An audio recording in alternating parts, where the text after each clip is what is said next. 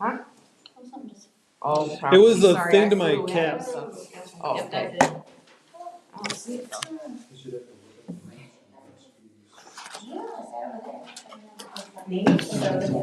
Oh, jeez. Home by 8. Home by 8.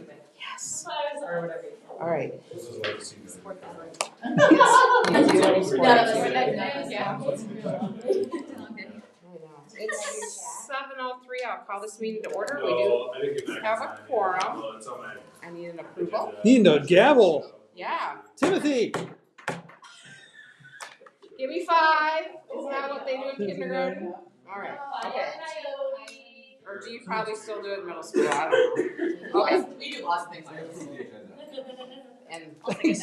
okay. Thanks, Joe, for keeping us on task. Thank you. Joe made the motion and Erica seconded it. All in favor, any discussion? All in favor, raise your hand. Opposed, the same. Motion passes. Please, thank you. Review the board's common message. The Oline School Board strives to provide an environment where students can be happy, healthy, and awesome in their educational pursuits. We believe that each student can graduate ready for college and/or a career. To do so, we will provide a safe, nurturing, and engaging and learning environment that meets individual wellness, social, and emotional needs. Thank you. Item 5 is any member of the community that would like to speak to any item on the agenda. 6 presentations. None. Okay. Excuse me. Reports, Mrs. Jacobs.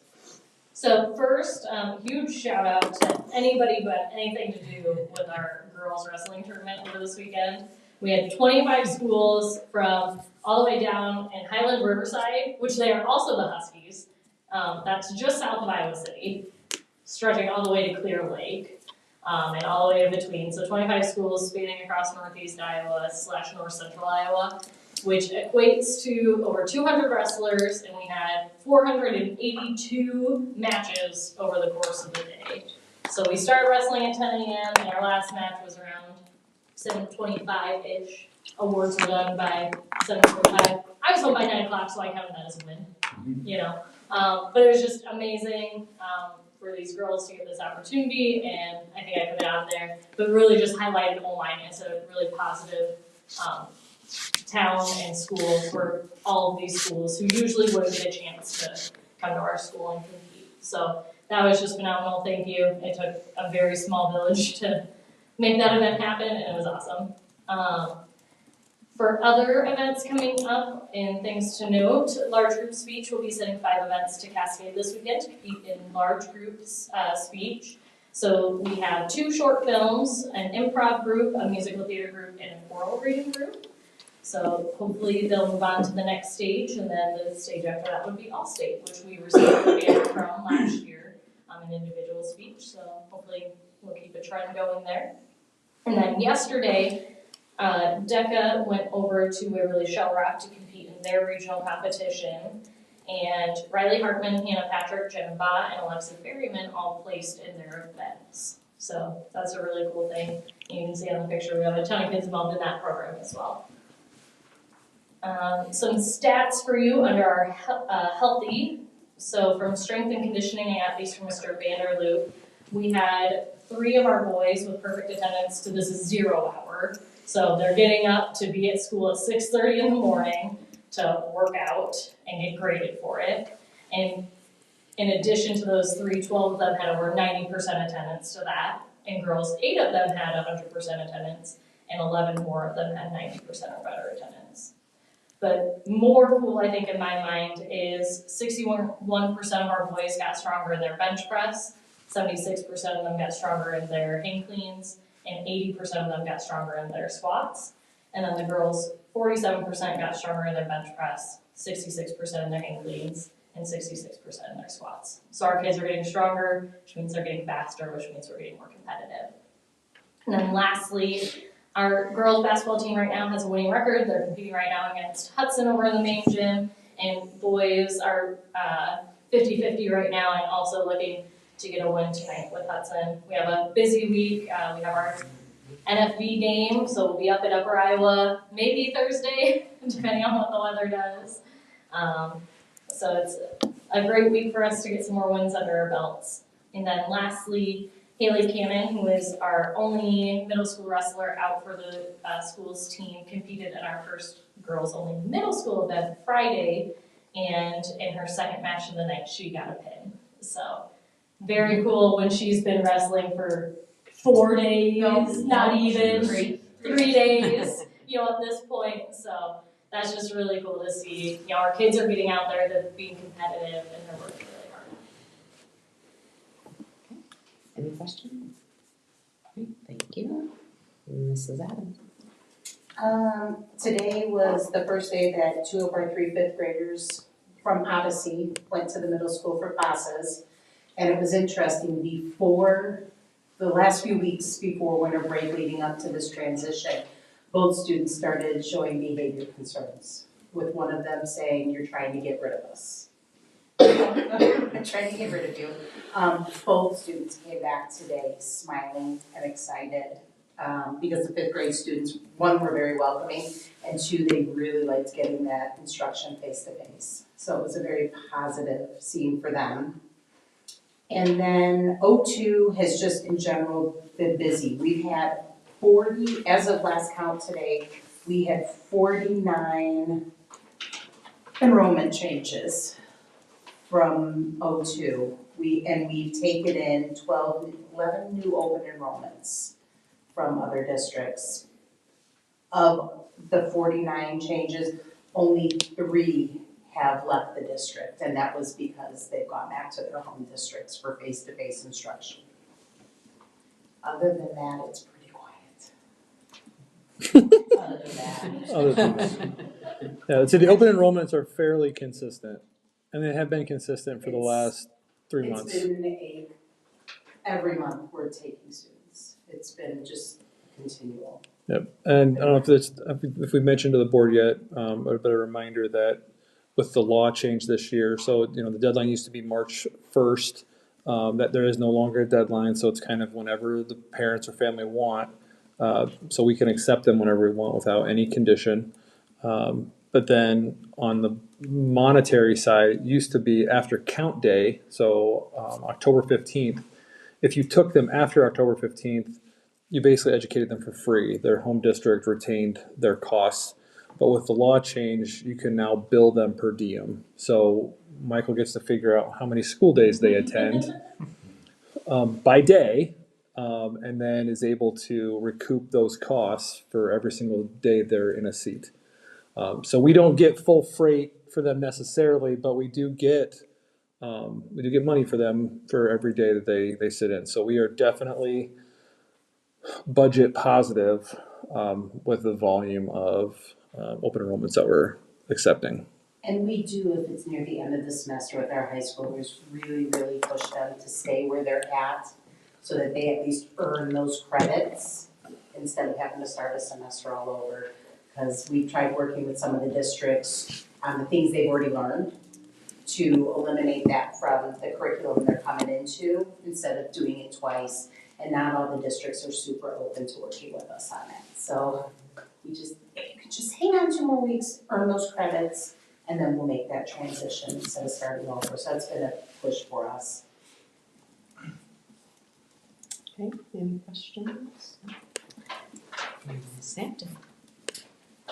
I didn't put this in my board report, but the science teacher did show up. And she's working. And the kids love her.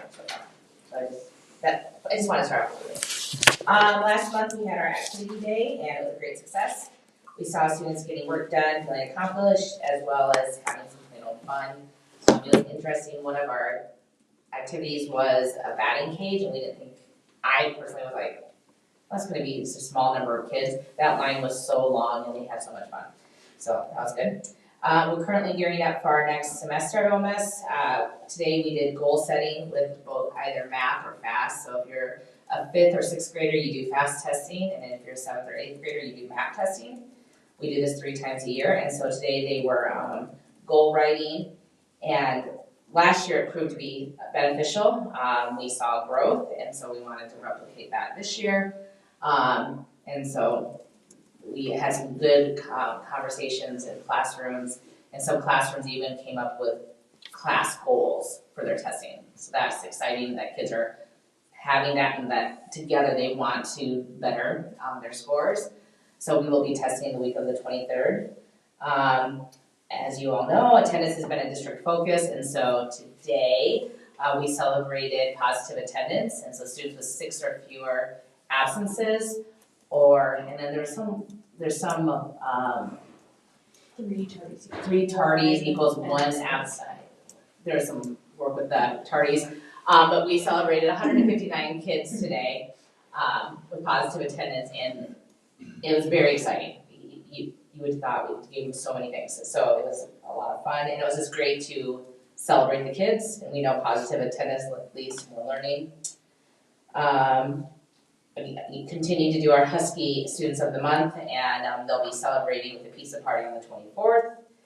And we're just continuing to work towards finding the best and most effective ways to ensure all of our students are achieving at high levels. Good things are happening at OMS.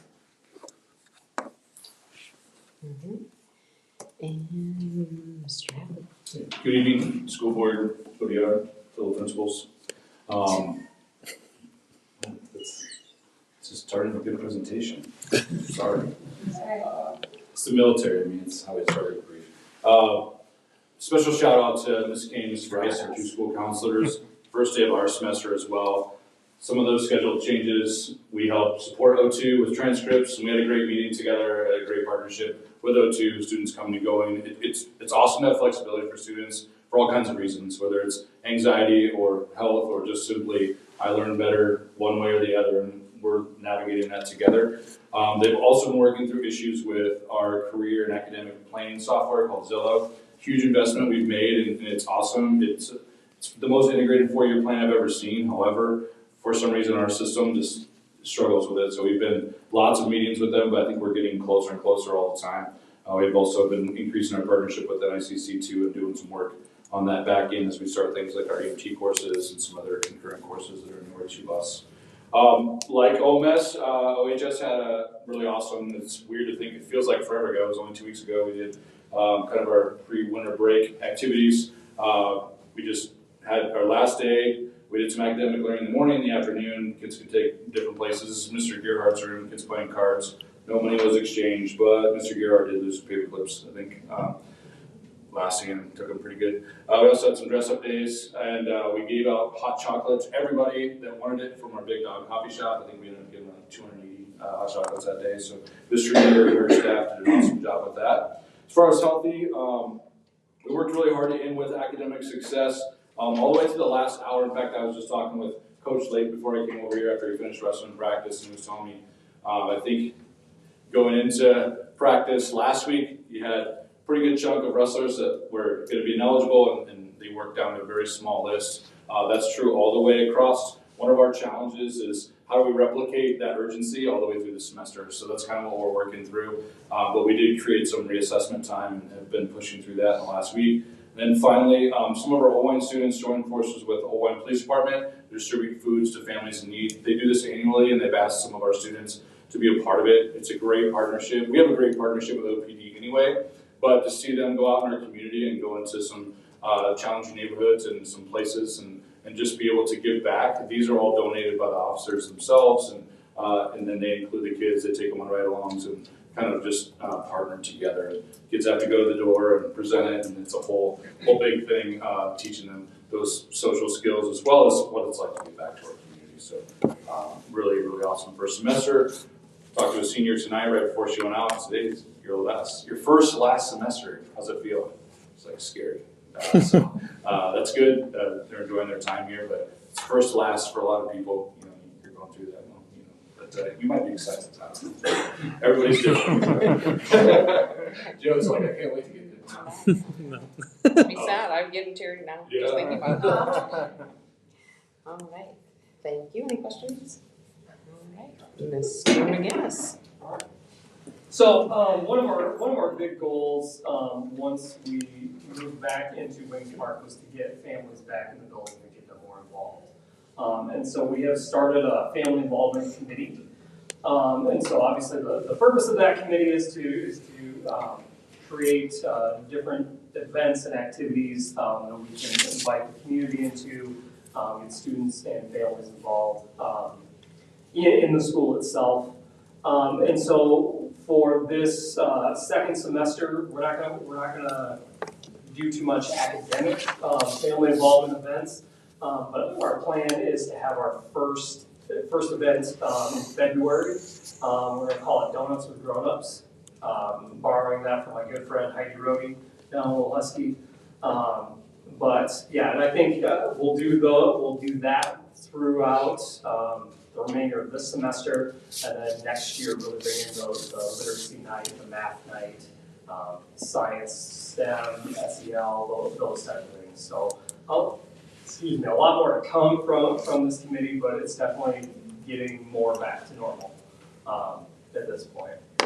So, next week we will start our Great Kindness Challenge. This is one of my favorite annual events that we do since I've been here. I know Barb Winter and I are going to present next month to the board on the Great Kindness Challenge, but it just shows how important it is to be nice to other people. You know, I mean, who couldn't stand to be more nice or nicer? I don't know. I'm not an English guy. but all next week, our students will have the opportunity to participate in acts of kindness all week long. So, and then so this week starts our winter screening for FAST and for SABRS. I am really excited to see the growth that our students have made.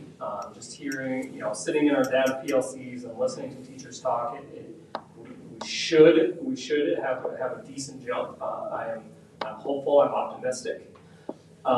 Big shout out to all of our title, special ed coaches, counselors, and our Everest coordinator who do all that heavy lifting, screening all 400 plus of our students. So, and then the last thing, just a math curriculum update. Our ELT met today, in fact, and we had a really good conversation around teaching practices.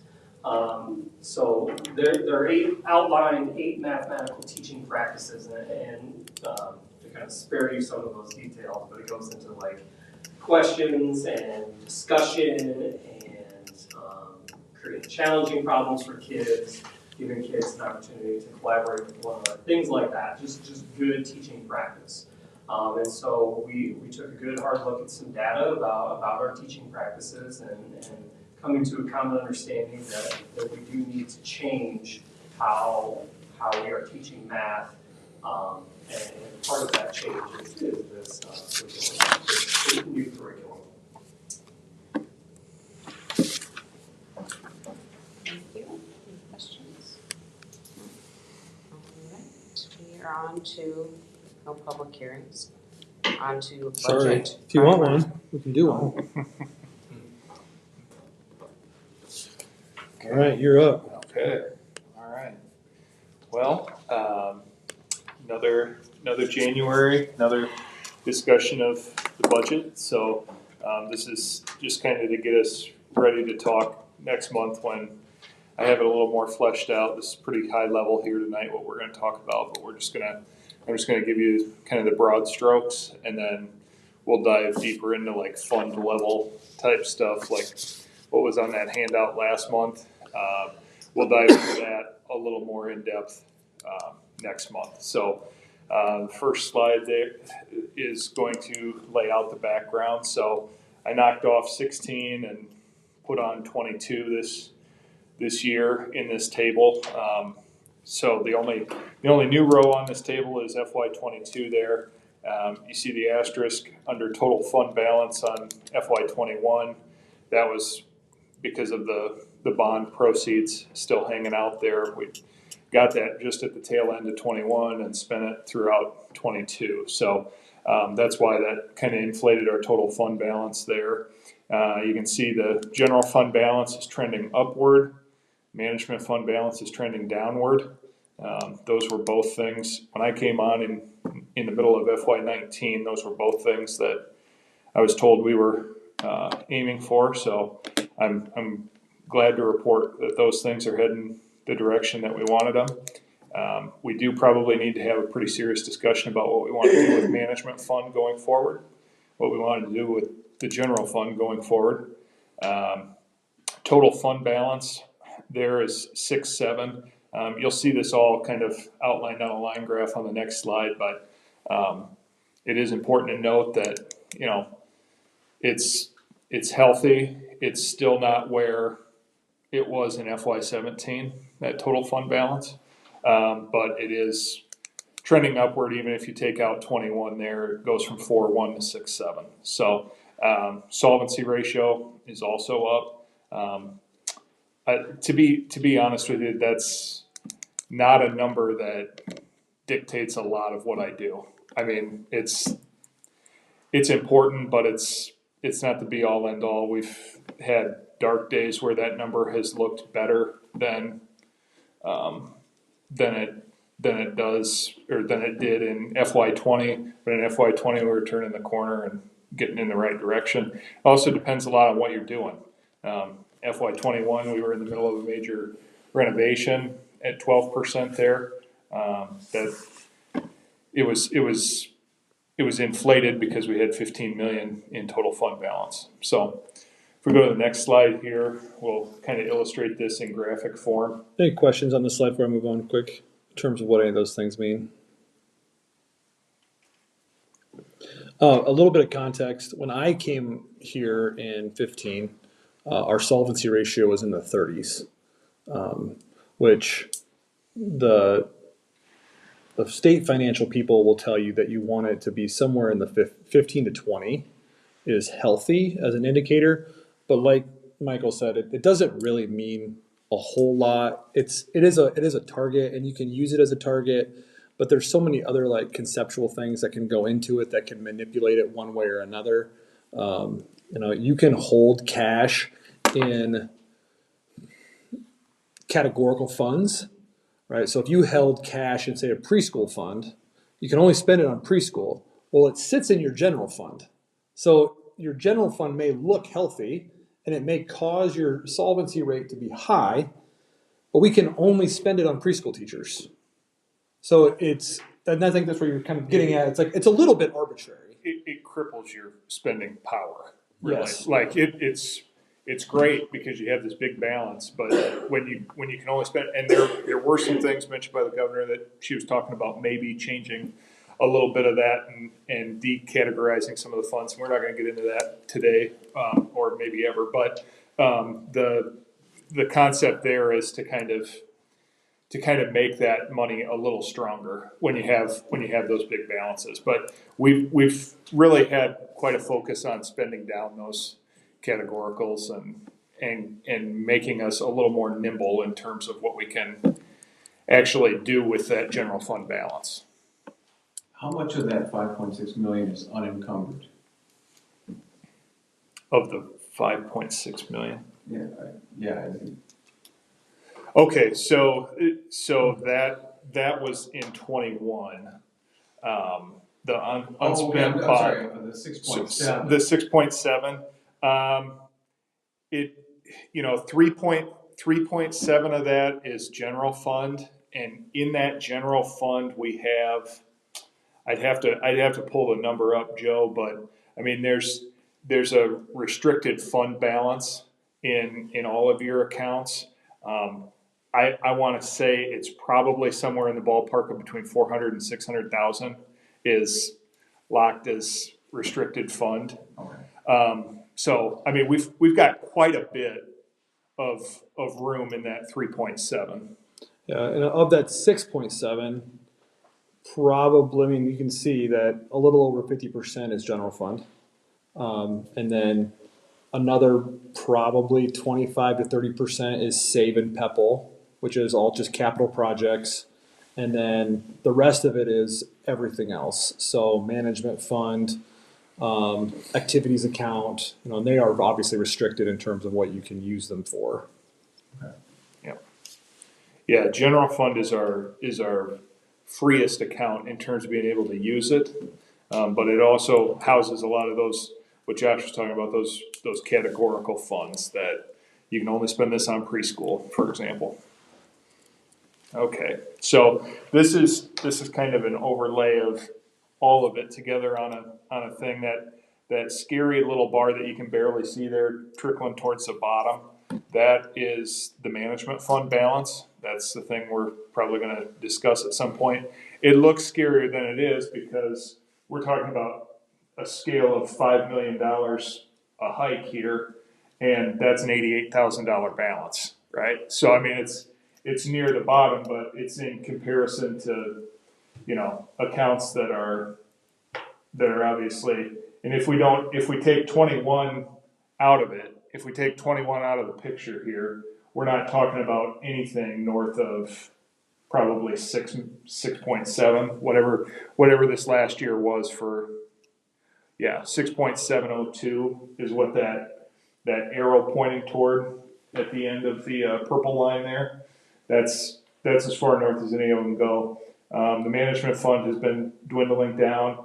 We were told, basically, by the state that they were looking at management fund balances, and districts carrying a heavy management fund balance were under a lot more scrutiny. So we've spent that down. You've seen it in the accounts summary every month that you get, that, you know, we run negative a long time until about March or April, when the second round of property tax comes in, and that kind of flushes everything back out into the black on management fund. So the solvency ratio is that big thick red line there, and it corresponds to the percentages on the right axis there. I don't know if there's a whole lot more to highlight here. No, I just think that's it's, again, historical context. So FY18 was when we did the $800,000 budget cuts. That was my first full year. So it was my first full budget. So my first year as superintendent with SBO was the previous superintendent's budget. So then that's when we just, you know, we had all these categorical funds that were housing money, but we were bleeding cash in other areas, and we really had to get ourselves in a better position. And you can see that, I mean, it was like we were just nosediving. And if you kind of, you know, if we do like a burn down exercise, how long can we sustain this before we're at zero and have to sit in front of the SBRC board? You know, we were talking about like 18 months. So had to make some pretty serious decisions pretty quick. And then, you know, it just kind of, it's been pretty consistent, but I think that now you can start to see that bounce. And I added the arrow to Michael's chart, just so you can see that hiccup in the purple, that's the bond proceeds for Wings Park. That's the $11 million bond sitting in there, which is why that fund goes up and then back down. So if you ignore it and you just replace it with that gray line, that's the trend from FY20 to FY22. So I don't know if Michael will talk about it a little bit, maybe a little bit more, but this graph does a great job of illustrating. In the past 4 years, we've really done a good job to protect our cash position in terms of our tax levy, and to basically to sustain mild growth to get back to a strong position. I think that's where we're at, but now we're going to have a decision in front of us in terms of what level of comfort do we have with management fund. And management fund is a direct tax on our property tax holders in Oelwein. So there's no other state funding for it. It is directly driven from property tax holders. So it definitely impacts the tax rate.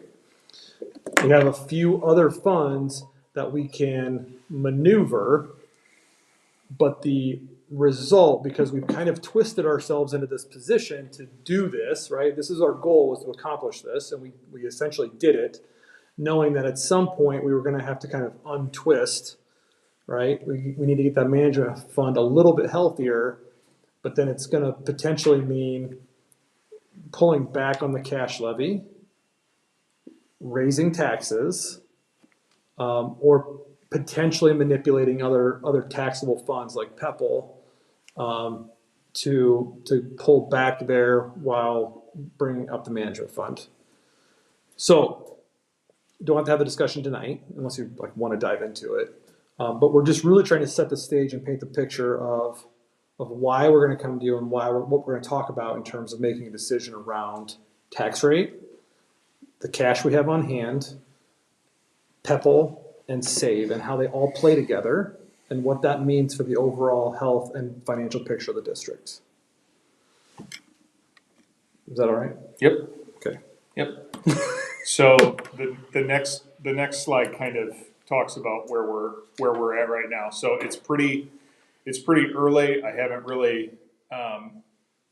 dove into, tweaking a little bit of this and a little bit of that, and where do we think we're going to be at the end of the year yet. The big focus, Josh touched on it a little bit there, has been the open enrollment and trying to kind of figure out how much we're going to be on the hook for to other districts, and then the flip side of that, how much do we think we're going to bring in open enrollment revenue, getting that kind of somewhat crystallized. It's, again, like he said, like everybody said, it's a moving target because it's kind of a double-edged sword with that per diem thing. A student can leave at any time too, so you can't count on it the same way that you could in the past for the whole year once they're there. At the same time, so I'm gonna lay this out here. So the general fund balance was budgeted last spring that we would end at 2.61 million. And then the management fund was budgeted at 189 ending this year, and then a total fund balance of 355. That's what was submitted to Fayette County in April of 2022. If you've been following anything, things have changed since April of 2022. And we have projections, but they're not complete. The general fund balance was based on an ending FY22 balance of 3.1 million. In reality, it ended at 3.7, almost 3.8 million.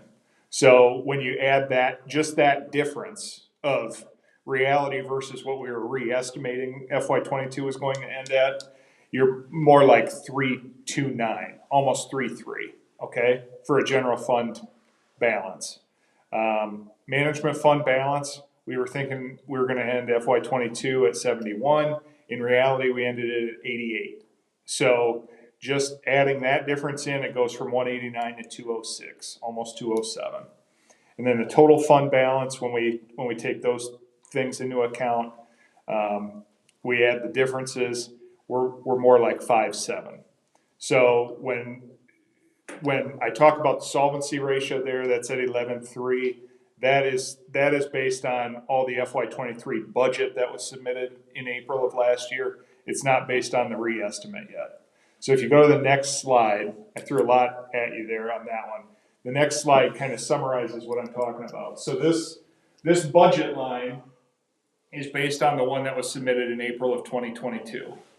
This is based on where we actually ended up in 22 plus what we budgeted for 23 to get to those ending balances. So this is based on where we thought we were going to end up here. This is based on where we actually ended up on FY22 plus where we thought we were going to be on FY23. There's a few numbers in there in FY23 and that re-es that are based on reality, like personnel is a big one that I'm happy that's based on reality. But there's some that are still just pulling from what we budgeted in FY23. So I will, as I said earlier, I will have sharper numbers for you next month. We'll go deeper dive into those numbers next month. But I wanted to kind of explain the difference between those two FY23 lines there. So I don't know, do you want me to keep beating that horse, or are we good? Okay.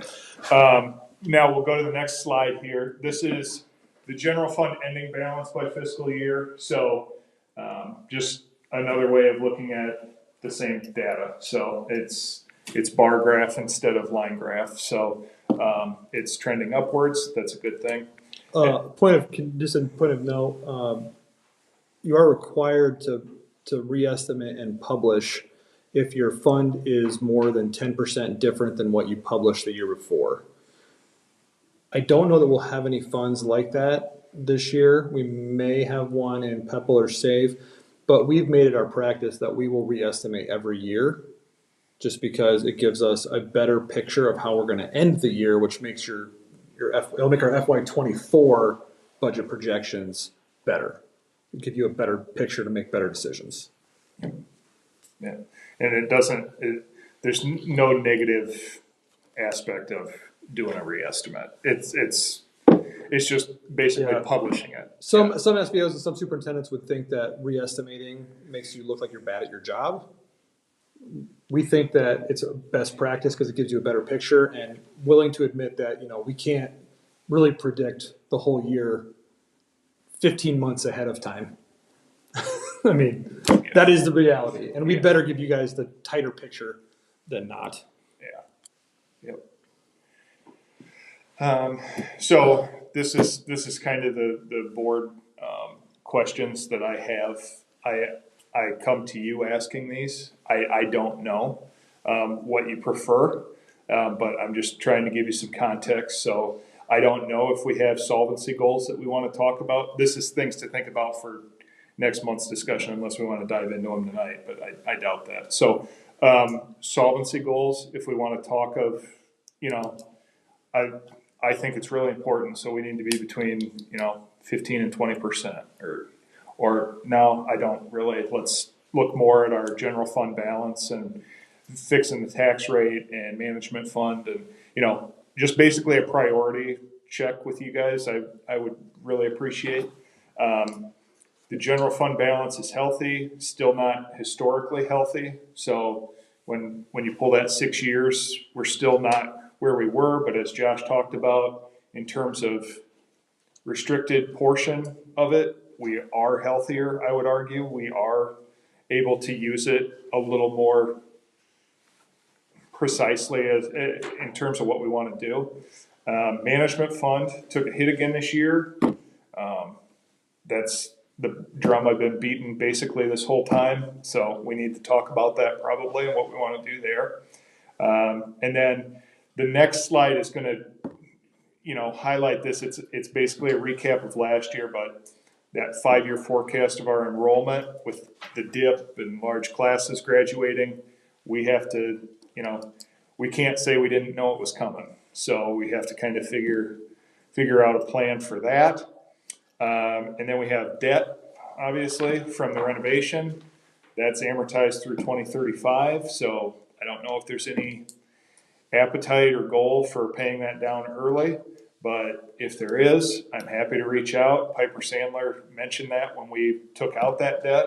But we also took it out at a really good time because the interest we're paying on that debt is far less than it would be if we tried to take it out today. So it's not as scary to me anyway in terms of our expenses. And then new revenue streams. I'm hoping to have those numbers when this fiscal year concludes. We can kind of compare and contrast the cost of sending kids to consortiums outside versus being able to house them here with the Odyssey program, and attracting kids from other districts with Owine Online. Those have been definitely some positive things in terms of cutting expenditures and big expenditures. So I'm just kind of starting to see that now this week and looking at re-estimates. They have definitely paid dividends. It has definitely been a good thing. So, but it's good to get the full picture and show all the expenses tied to it. This is that table that I referenced. So Josh knows I'm not real wild about this table for a couple of reasons. The thing I'm wild about is the fact that it does show that we have 224 in this bubble here that go away over time. The thing I'm not wild about is this 90 follows all the way to FY '27, and so on and so forth, all the way down the line. And as you can see, in dropout numbers, in any number of things, people moving out of town, people moving into town, we don't have anywhere near this kind of consistency in reality. But you have to make assumptions when you draw something up. So I get it. I get that there have to be assumptions made, but that is a pretty big one. But it does not change the fact that we have to figure out what to do about that. Right. I think that's, and I asked Michael, we debated keeping it in or putting it out because it's not entirely accurate. But I wanted to keep it in. I think we need to keep our eye on the ball to those two classes because, so we're talking about FY '24. And remember, we get paid in a year behind. So the class graduates and then we get their funding for the next year. So, I mean, we should see it coming, but going back-to-back years of -18, -26, when you have those, our two largest classes in the school district leaving, it is significant. And one that if it was tighter, if we were tighter with our budget, if it was one of those bad years or lean years, we'd be probably talking about having to reduce programs or cut teachers. There is, I promise you, almost nothing worse for a board or superintendent or principal to have to go rip a teacher. And it's excruciating, it's not fun. And so we want to do what we can now to prevent that kind of reality. And just keep our eye on it and make sure that we're preparing ourselves to weather that storm when that happens. So that's Exactly. all. Nothing else really to it. Yep. No, that's exactly right. So that takes us to that. So I tried to make it as quick as I could, but I know when we get into balances and stuff like that, I know that the eyes glaze over. I get it. It's big numbers and it's a lot. So I appreciate you indulging me. Let me tell you what I had to say, and I welcome any questions or thoughts in terms of direction, so that we can put a good plan together for '24. So thank you. Okay, we are on to consent agenda, unless you guys have questions. Really hoping for a deep, long discussion. Timeline wise, we haven't gotten the budget file yet from the state. John Parker will probably be sending that out here in the next week or two. Michael and I will attend a budget workshop together in Elkader, and then Michael goes back to actually attend another workshop with John Parker from the DE or from the Department of Management early February. So when we talk again in February, we will have, again, it won't be perfect then, but it'll be better because we'll have the budget numbers. We'll hopefully have a number from the state legislature on SSA growth, praying that it's more than 2.5% that the governor released. A lot of people talking about 5%. So if we can get anywhere near 5% or anything, honestly, any percentage better than 2.5 is absolutely necessary. Inflationary costs alone, end of sentence, is a need for more. And we'll just see what happens. We're advocating on our end, trying to pick the right time. There's a ton of advocacy going on right now at the state level. Actually, I'll talk about this in my report, so I'll pull back. But anyway, more to come. All right, we're on to consent agenda items.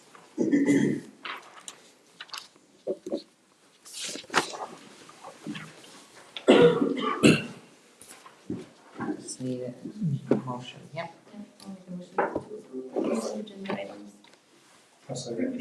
Erica made the motion and Bob seconded. Any discussion? All in favor, raise your hand. It's the same, motion passes.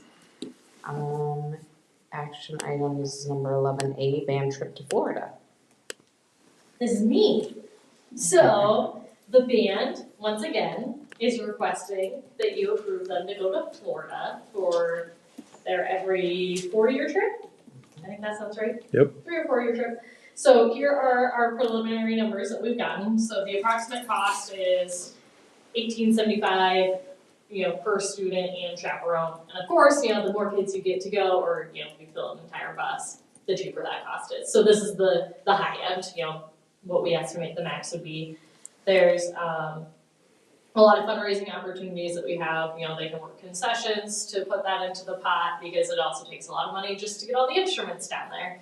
And then here is everything that it includes, including transportation, all the lodging, admission into all the theme parks, going to the Kennedy Space Center, as well as a good amount of all of the meals. And really all the kids are on the hook for is souvenirs, which, trust me, they're really good at finding when they go on these trips. And then here's kind of the payment schedule. So obviously, when I got these numbers from Corey, it was before we left for Christmas, so he put the tentative deposit date as that. We would just push it to, probably 121, if you approve this. I can just say, as a former band teacher, I did almost this exact same trip when I taught at Boxy Valley, and it is a blast for the kids. They get such a cool experience being able to perform in the parks and see the Disney musicians. They're some of the best in the world, and think, wow, maybe I could do that, because they have some really cool programs for kids when they get into college and things like that. And it's just a fun bonding opportunity too for all the kids to build community and things like that. Really, I don't have anything else unless you all have any questions. Kind of just an annual thing here as well as it is in most schools. Recommend approval. Yes, how many signed up by the 21st of December? So we haven't done the actual sign up because it needs to be board approved first. Yep. Make the motion to approve the band trip to Florida in December. Bob made the motion, Joni seconded to approve the trip as presented. Discussion. All in favor, raise your hand. Opposed, the same. Motion passes. If you want a chaperone, let me know. That was quick. That was quick. Can I send all 4 of my kids? As chaperones? As chaperone, sure. I would definitely trust Margaret as my chaperone. Yeah, that's a good idea. Will. No. Let's see. B is to approve the 23-24 handbook, OHS handbook. That's me again. I'll be really brief because not a lot of changes for us. It's kind of a weird limbo being between semesters and into next year already, but we put out to all of our staff, what courses would you like to see change, what would you like to see added or deleted. We'd like to continue offering everything that we can. We offer a huge variety. The really only big new course change that was recommended was in our PE department. 0 hour will still remain the pinnacle, as Ms. Jacobs talked about earlier. It's that early morning lifting class. What's nice is they have enough time to do lifting and speed and agility. So it was proposed to replicate something a little bit below that, but above our regular weightlifting. Right now, we just offer 0 hour and weightlifting. To break weightlifting into beginner weight training and intermediate weight training. That intermediate level would be for students maybe that it's tough to get up 0 hour to make, but we still want a higher level. And I agree with Ms. Jacobs, we're seeing that in our competitive athletes, our students definitely showing it on the playing surfaces that they've been involved with. So that would be our only course recommendation, is just to add beginner weight training. We currently have 2 periods. It would be beginner and then intermediate instead of just weight training. And then nuance changes just down below here. Last year, imploded English. We used to have English 9, 10, 11, 12. It was easy to rack and stack, but it didn't make sense for kids because not everybody just fits in an English 9 bubble. There are other opportunities and other options. So we created it as one intro class, and then everything else becomes elective from there. One holdover from that, we had senior English still in our course catalog, so I recommend that we change that to English application. We also have a work-based English for students who are looking, and then college prep English as well. So there's kind of 3 tracks that seniors can choose from as they're getting ready to enter into whatever the next phase is for them. Not everybody's on the college prep track. That's great. Maybe they're in the workplace track, or maybe they just need to know how to apply this a little bit better. So that's a proposal there to add that. And then science changing earth science. It says from a semester curse. That's a typo. Science is not a curse. It's a huge blessing, actually. But we want to change it from a semester to a year long for earth science. And then change our 10th grade cell biology and ecology. Currently, those are semester classes. Combine those into one biology class for 10th grade. And then change the names of fundamentals of physics and fundamentals of chemistry to conceptual chemistry and conceptual physics. Those sound like huge, minute nomenclature changes, but they're driven by our region admission index that students use to apply to colleges here in Iowa and beyond.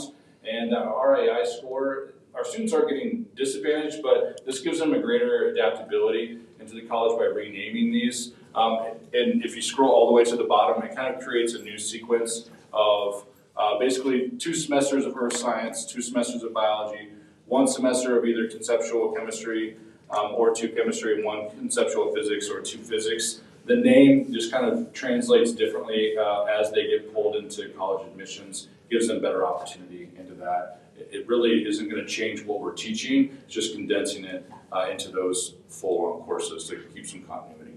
Those are my recommendations. Thank you, Mr. Hadley. You are required by code and state of Iowa to approve the course offerings at the high school annually. So recommend the changes and approving the entire course manual for the 23-24 school year.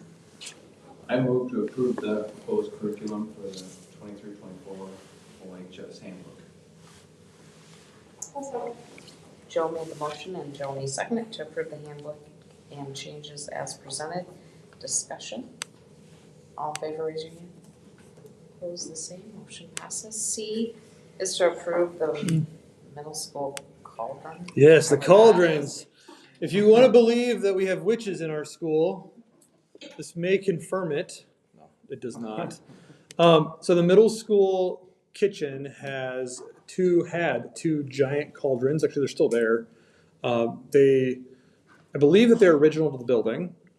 They're steam cauldrons, so it actually uses a boiler system to boil the water and then pumps it in circular pipes around the outside of these giant cauldrons that they can cook, I don't know, maybe over 100 pounds of meat, soups, spaghettis, those kind of things.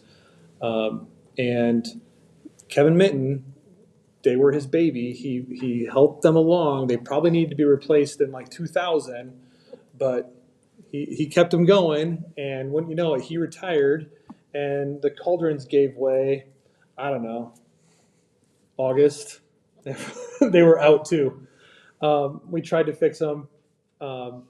Had a kind of a temporary fix, and then actually we had some pipes, some of the steam pipes started to like corrode, and we were actually nervous that they were going to like explode.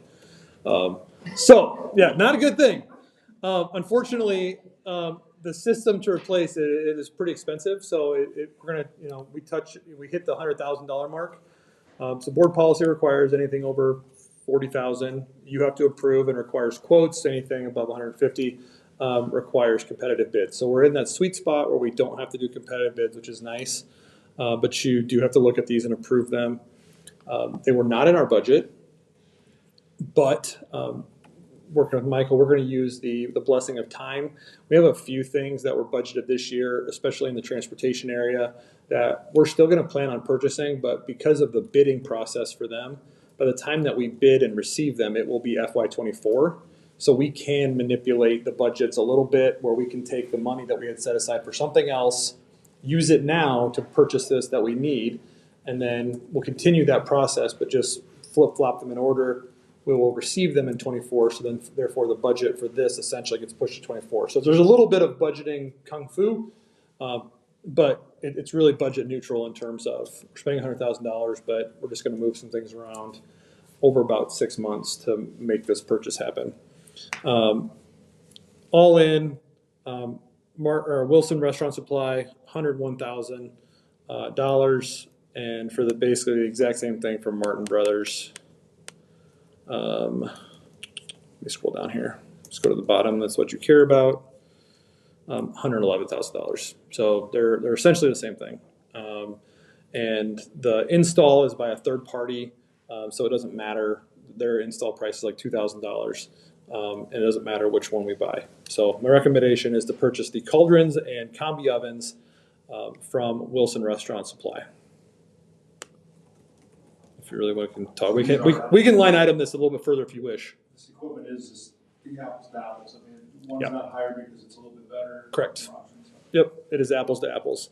The installer, actually, the kind of the contractor, the third party, actually goes out and gets the bids for us because they are apples to apples, and specifically specs them out so they're identical and gets those competitive bids.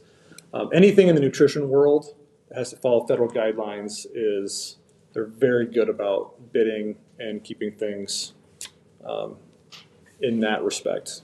Do they service it when something happens? Yes, that is a great question. So this new third party that we're working with on these cauldrons will service it. Since, so we lost Kevin and our maintenance department is kind of aging out and retiring, that we are able to bring, keep them on as like a contractor to do service on an annual basis. Good question. What have they been doing to prepare food in the meantime? They've just changed the menu. All right. Yes. So I'm not sure if kids and staff have noticed, but there are a few things that we stopped offering because of this. So if making the purchasing now, we think they can have them up and running by March. So that gets things back. It's really just taken this long to kind of get organized, get the third party, have them evaluate things, get bids back, and bring them to you guys. We actually really thought when we brought the bids in, we believed it could be 6 to 9 months to get the equipment, but we believe it could be here by March.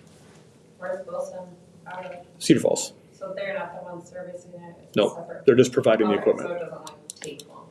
Nope.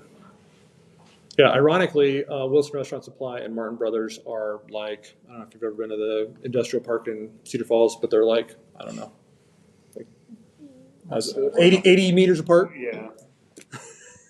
I'm like, right. Yeah. Yep.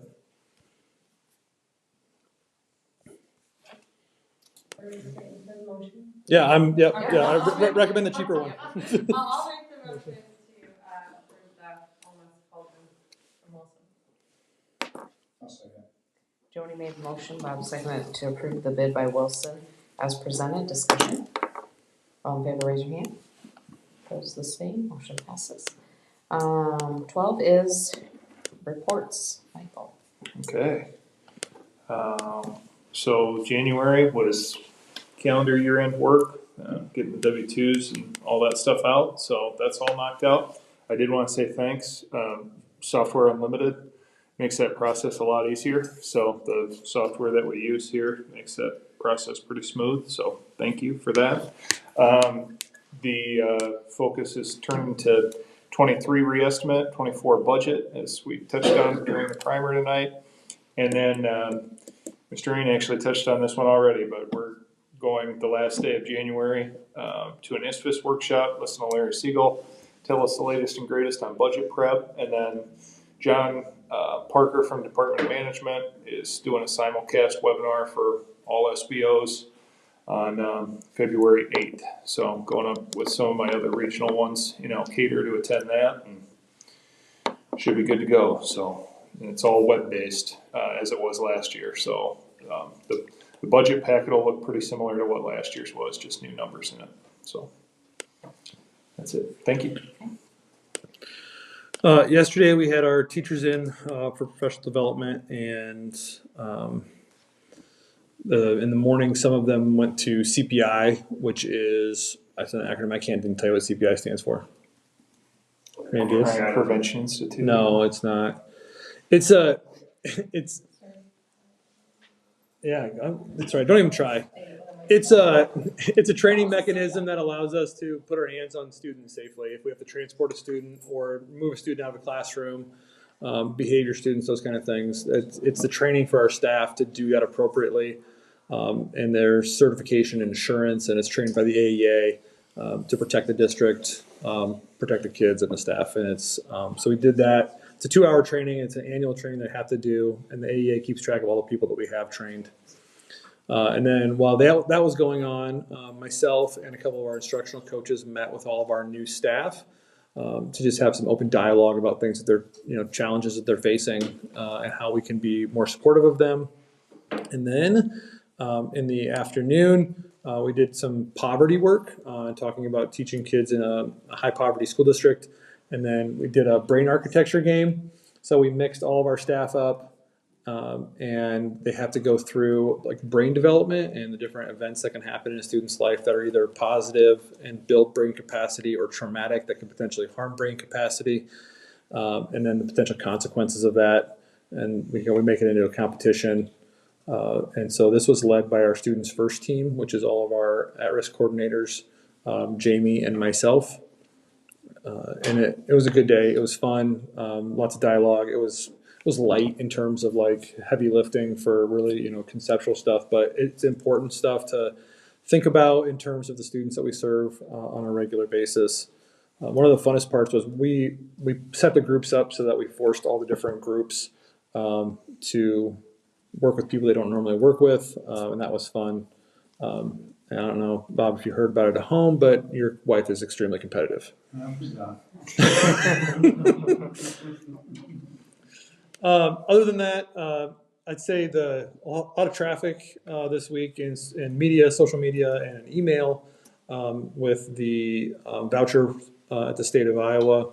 At the General Assembly, I think right now they are still currently doing some live testimony at one of the education subcommittee hearings. It's getting a lot of play. I'm not really sure 100% where it's at. Our local legislators one's kind of on the fence, and Chad, who came last year, he's been opposed to it. We hope he continues to stay opposed. Not going to tell you anybody to do what they should do politically, but as a public school district, I know that it would be beneficial for Chad to hear support, to kind of stand strong. Community members, board members. I mean, I know they hear from educators. I know they hear from superintendents. I know they hear from teachers and principals. But the more they hear from parents and board members, those kind of things, you'd be surprised how much weight you guys carry. And just communicating those things and supporting, just supporting public education. I shared this with staff yesterday. One of the scariest things I think about, I shared a map with the staff yesterday of poverty in the state of Iowa in 2000, and then I showed them the same map in 2020, and it's just incredible how much poverty has grown in rural Iowa, while money and the affluential continue to hover around the suburban areas, not in the urban areas, but the suburban areas. And the number that I hear get thrown around is over 4 years, the voucher bill would put $900 million into the hands of essentially the private schools. And if you look at a map of the private schools, guess where they're at? Suburban areas. There is not a private school in Fayette County. So if you take the politics of private schools and the feelings people have about that and the competition and all the equity issues that could potentially raise in public versus private, take all that out, and you're just talking about money and the transfer of tax funds, it's insane to think that we would transfer that volume of money from a place like Oelwein, where we need it, to suburban areas that already have the most in the state of Iowa. That alone should pause every single person in rural Iowa to say, like, hold the phone. Like, we really need to have a conversation about this, and what this could potentially mean over the course of 4 or 5 years, 10 years, whatever, in terms of the flow of tax dollars into those areas. So that's been my big focus and the thing that I'm kind of hammering right now, to making sure that conversation, especially to our rural legislators, that they're thinking very hard about that before they cast a vote. Other than that, working on school calendar for next year, working on professional development for next year. It's a good time for us because we're really transitioning for the next year stuff. Once we hit March, those things are kind of planned, and then it's just chaos until the end of the school year. So a lot of planning, a lot of discussion, a lot of kind of putting pieces together for next year. I find this time of year very rewarding because you are starting to think about what the future holds for 23-24. everything, professional development, calendar, budget, the works, so. That's all I got. Alright, our next meeting is on a Tuesday. It is on a Tuesday. 21st. Alright, I just need a motion. Oh, we don't have, oh no, wait, comments, sorry. Do you have any comments, Bob? Hope this weatherman is on again. Same. Joe? I might not be able to make the next meeting. Okay. Alright, now I need a motion to adjourn. So Everybody. Joe made the motion, Erica seconded it, all in favor, raise your hand. Opposed, the same.